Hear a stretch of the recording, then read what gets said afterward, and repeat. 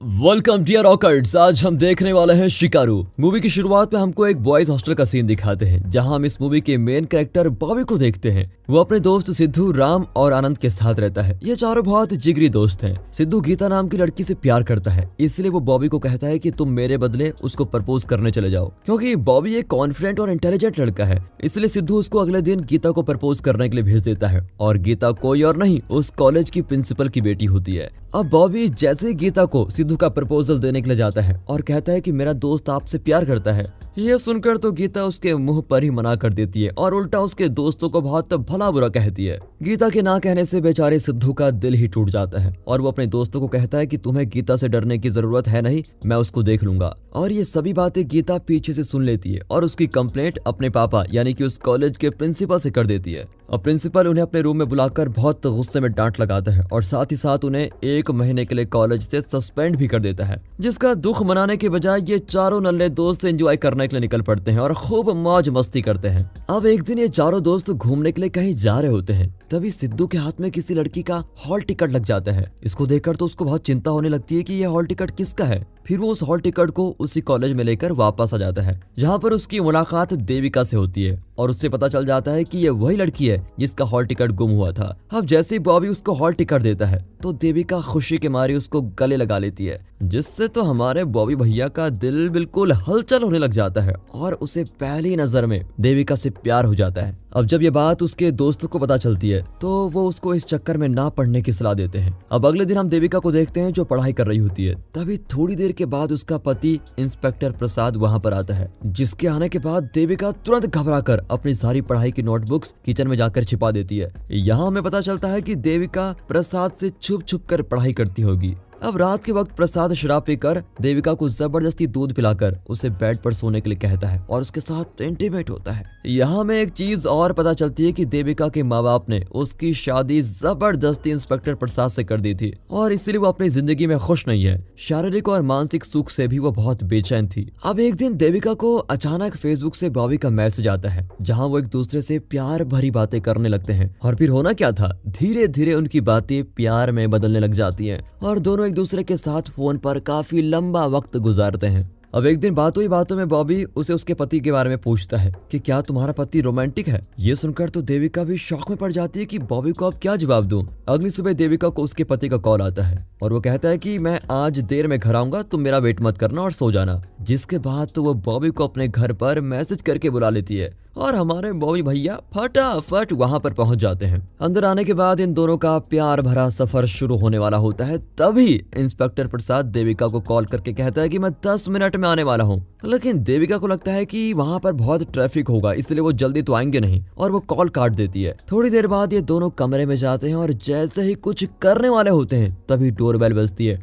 और सचमुच ऐसा है, प्रसाद वहां पर आ ही जाता है। ये देखकर तो देविका और बॉबी दोनों के होश उड़ जाते हैं और बॉबी की भागम भाग शुरू हो जाती है। अब डर के मारे बॉबी सीधे बाथरूम में छिप जाता है और देविका भी डरते डरते दरवाजा खोल ही देती है। प्रसाद घर आकर डायरेक्ट बाथरूम में हल्का होने जाता है, बट अनफॉर्चुनेटली बॉबी की किस्मत अच्छी होती है कि उस पर प्रसाद की नजर नहीं पड़ती। अब रात बीत जाती है और बॉबी वहीं रह जाता है और दूसरी तरफ देविका भी उसे बचा नहीं पाती। तभी हॉस्टल में मौजूद उसके दोस्त बॉबी को फोन लगाते हैं, जिसके बाद बॉबी उन्हें पूरी सच्चाई बता देता है कि मैं कहाँ फंस पड़ा हूँ। ये सुनकर उसके दोस्त भी उसको बचाने के लिए देविका के घर यानी कामापुरम के लिए निकल पड़ते हैं। अभी इस वक्त उस गांव में एक पंचायत बैठी होती है, जहां पर चोरी की घटनाओं को लेकर डिस्कस किया जा रहा होता है। इसलिए उस गांव के मुखिया ने सारी ओर अपने आदमियों को नजर रखने के लिए कहा होता है कि कोई भी चोरी करने आए तो डायरेक्ट पकड़ लो। जैसे ही बॉबी के दोस्त उस गांव में पहुंचते हैं तो उनको रोक लिया जाता है। अब ये सभी दोस्त सोचते हैं कि अब हम क्या कहें, हम ऐसा ही प्रसाद से क्या बात करेंगे। इन्हें कुछ भी समझ में नहीं आता, इसलिए वो एक झूठा नाटक बनाते हैं और कहते हैं कि जिस रोड से हम आए थे उसी रोड पर किसी श्रीनिवासन नाम के आदमी का एक्सीडेंट हो गया, इसलिए हम उसकी पूछताछ करने इस गाँव की ओर चले आए थे। पर ये चारों और मुसीबत में तब पड़ जाते हैं जब इन लोगों को पता चलता है कि ऑलरेडी उस गांव में कोई श्रीनिवासन नाम का पॉलिटिकल आदमी रहता है और अब श्रीनिवासन के एक्सीडेंट की खबर सुनकर बहुत सारे लोग वहां जमा हो जाते हैं। और इसी बीच वहां पर एक आदमी इस एक्सीडेंट को मर्डर का केस बताकर सबको डरा ही देता है और साथ में कहता है कि प्रेसिडेंट की श्रीनिवासन के साथ दुश्मनी थी और हो ना हो उसी ने उसको मारा होगा। और अब एसआई प्रसाद प्रेसिडेंट की फैमिली को सेफ रखने के लिए अपने घर पर बुला लेता है। हंसने वाली बात तो ये है कि एक तरफ बॉबी उस घर से निकल ही नहीं पा रहा था और अब तो और लोग भी उस घर में ऐड हो चुके हैं, जिसकी वजह से उसका निकलना मुमकिन ही नहीं है। और दूसरी तरफ बाहर उसके दोस्त भी अब एक नई मुसीबत में फंस गए हैं। अब श्रीनिवासन के केस की इन्वेस्टिगेशन करने के लिए एसआई प्रसाद राम को अपने साथ लेके जाता है। कुछ गांव वाले भी सिद्धू और आनंद पर शक करने लगते हैं कि ये सब मिलकर हमें उल्लू बना रहे हैं, पर अपना शक दूर करने के लिए उनमें से एक आदमी श्रीनिवासन की फोटो दिखाकर कहता है कि इसे पहचानो, क्या यही है श्रीनिवासन? और सिद्धू भी श्रीनिवासन को पहचान कर बता देता है कि हाँ यही है। अब ये देखकर गांव वालों को लगता है कि ये दोनों सच बोल रहे हैं। एक्चुअली हुआ ये था कि ये तो श्रीनिवासन को जानते ही नहीं थे, लेकिन गांव में आते वक्त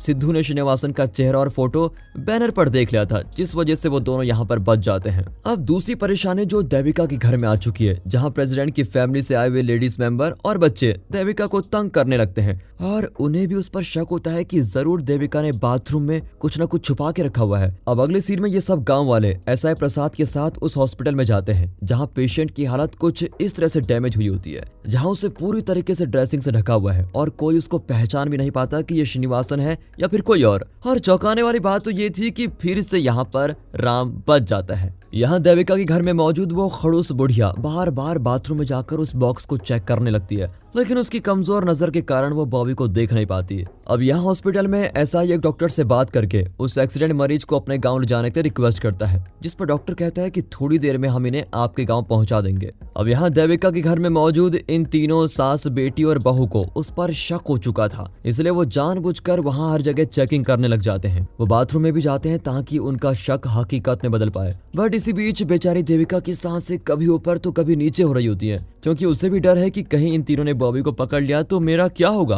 अब थोड़ी देर बाद बॉबी अपने दोस्त को कॉल करके कहता है कि मैं बहुत बड़ी मुसीबत में हूँ यार, लेकिन इससे पहले वो कुछ कर पाते तभी वहाँ पर ओरिजिनल 3 चोरों को देखा जाता है जो गांव में चोरी कर रहे थे। और इस वक्त गांव वाले भी उन तीनों चोरों को पकड़ने के लिए निकल चुके हैं कि तभी वहां पर एक एम्बुलेंस की एंट्री होती है और सारे गांव वालों के बीच उस मरीज को लाया जाता है। अब वो सच में श्रीनिवासन है या कोई और, ये जानने के लिए श्रीनिवासन की मां को बुलाया जाता है, जो उसको देखकर पहचान लेती है कि यही श्रीनिवासन है। अब ये देखकर तो उसके समर्थक बहुत भड़क जाते हैं और प्रेसिडेंट को बहुत भला बुरा कहते हैं कि उसने इसको मारा। और फिर ये सुनकर उनके प्रेसिडेंट और श्रीनिवास की फैमिली के बीच झगड़ा शुरू हो जाता है। अब इस मौके का फायदा उठाकर देविका बॉबी को उस बक्से से बाहर निकालकर भगाने की कोशिश करती है, लेकिन सबसे बड़ा झटका तो अब लगने वाला था जब ओरिजिनल श्रीनिवासन अचानक गाँव वालों के बीच आ पहुंचता है और झगड़ा रुक जाता है। सभी लोग श्रीनिवासन को देखकर बिल्कुल चौंक जाते हैं। तभी वहां के एक आदमी की नजर एक गाड़ी पर पड़ती है जिस पर बहुत सारा माल लूट कर रखा गया है, जिसकी खबर वो चिल्ला चिल्लाकर गांव वालों को बताने लगता है।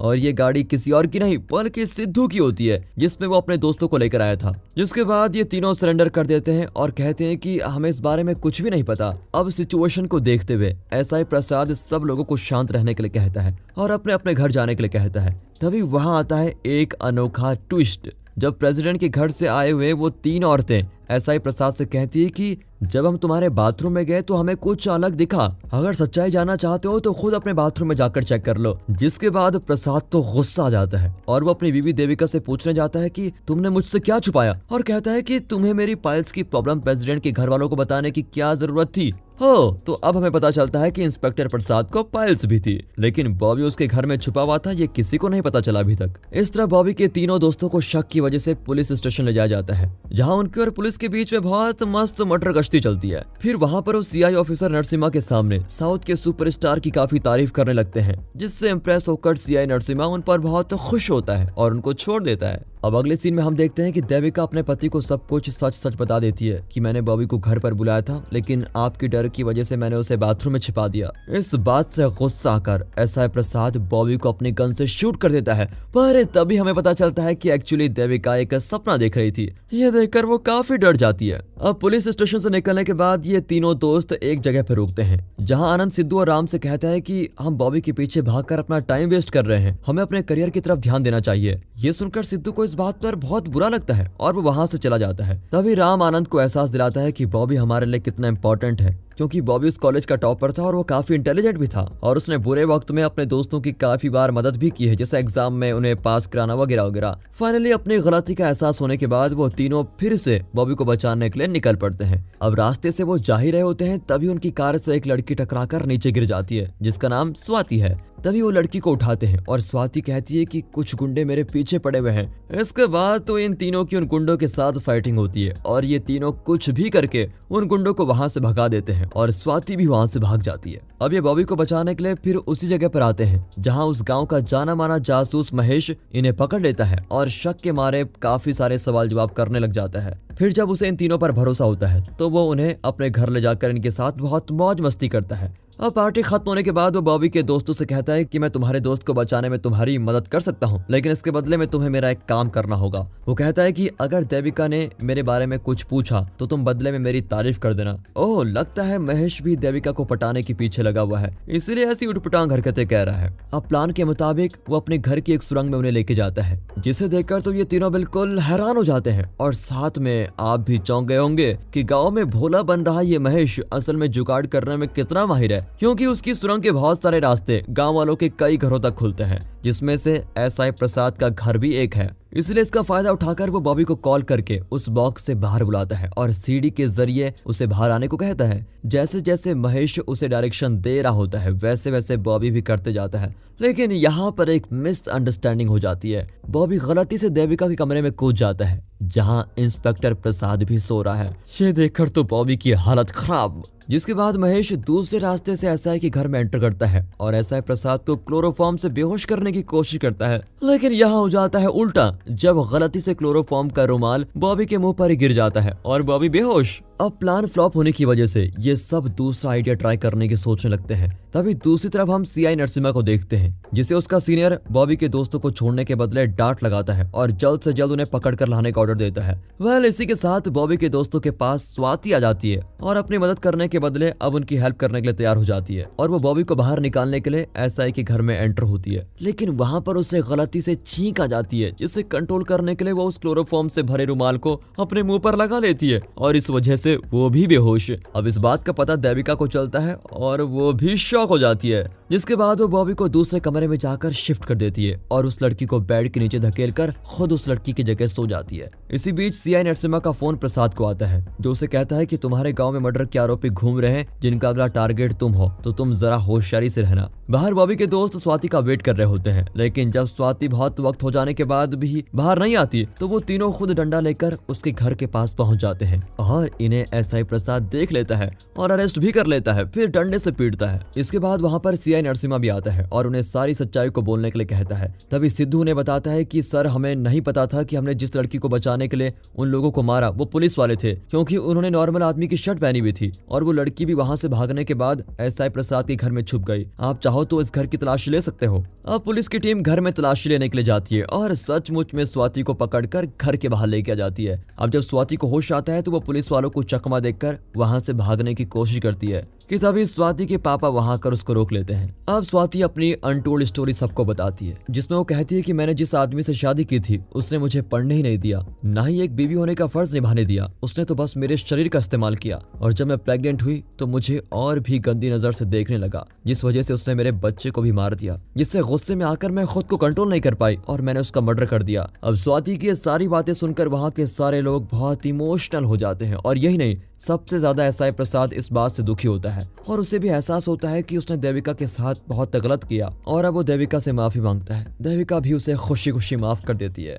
अब इन तीनों की जिंदगी बड़ी खुशहाल हो चुकी है और हमेशा गुस्से में रहने वाला ये एसआई प्रसाद भी एक अच्छा पति बनकर रहने लग जाता है। इसी बीच बॉबी भी उस घर में आजाद हो जाता है और अपने दोस्तों के साथ घर जाने के लिए निकल पड़ता है। तभी उसे रास्ते में देविका का मैसेज आता है, जो उससे कहती है कि तुमने मेरी लाइफ में आकर बहुत बड़ी हेल्प की, तुम्हारी वजह से ही मेरे पति ने मुझे अपनाया और अब हम दोनों मिलकर एक नई जिंदगी की शुरुआत करने वाले हैं और आज के बाद मुझे कभी मैसेज मत करना। ये कहकर वो उसको भी ऑल द बेस्ट कहती है। अब इस तरह प्रिंसिपल की बेटी गीता भी सिद्धू के कारनामे को देखकर बड़ी इंप्रेस हो चुकी है और लगता है कि वो उससे जल्द ही सेट होने वाली है। फाइनली कॉलेज में इन चारों का इंटरव्यू लेने के लिए एक एग्जामिनर बाहर से बुलाया जाता है, जो इन्हें कुछ सवाल जवाब पूछने लगता है, जिसका जवाब ये चारों दे ही नहीं पाते। ये देखकर सामने बैठा एग्जामिनर उन्हें फेल करने ही जा रहा होता है और तभी राम साउथ सुपरस्टार पवन कल्याण का नाम लेता है। और चौंकाने वाली बात तो ये थी कि वो एग्जामिनर भी उसका बहुत बड़ा फैन निकला और वो उनको पास कर देता है। अब चारों बहुत खुश हो जाते हैं और इस तरह हैप्पी एंडिंग के साथ इस मूवी का दी एंड। बाकी दोस्तों, आपको मूवी कैसे लगी कमेंट करके बताइएगा। मिलते हैं ऐसी मजेदार मूवीज के साथ, तब तक के लिए गुड बाय, अपना ख्याल रखिएगा and finally thanks for watching.